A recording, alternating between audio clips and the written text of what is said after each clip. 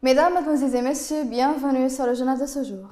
Le premier vice-président de l'Assemblée nationale, M. Fawzi Nouiri, a rencontré la ministre des Affaires étrangères, Najla Mangouche, où ils ont discuté des développements les plus importants sur la scène politique du pays et des dimensions de la question libyenne au niveau international.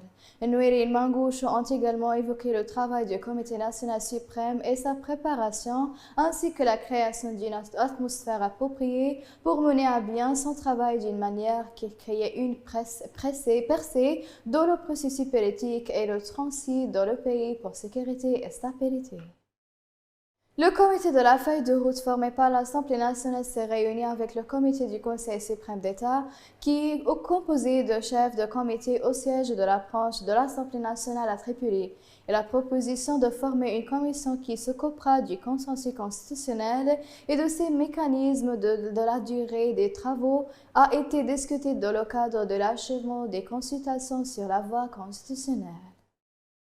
La Commission des finances de l'Assemblée nationale a discuté de la loi salariale unifiée pour tous les employés de l'État lors de sa réunion au siège de la branche du Parlement à Tripoli. Et la réunion comprenait la formulation d'observations sur la proposition soumise à cet égard et la discussion de la loi sur le portefeuille d'investissement et de la lésion avec le comité formé par le Fonds de développement social, trouver un mécanisme pour extraire la loi de revenus zéro et les salaires du gouvernement.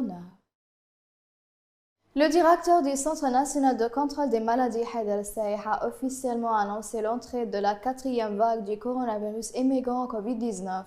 Saïh s'est dit préoccupé par une augmentation de taux de reproduction à un niveau que le pays n'avait pas connu depuis longtemps et a ajouté que déverser le pays est en zone saine est la meilleure solution pour faire face à cette vague. Mesdames et messieurs, la fin des résumés. Merci de m'avoir attiré votre attention et au revoir.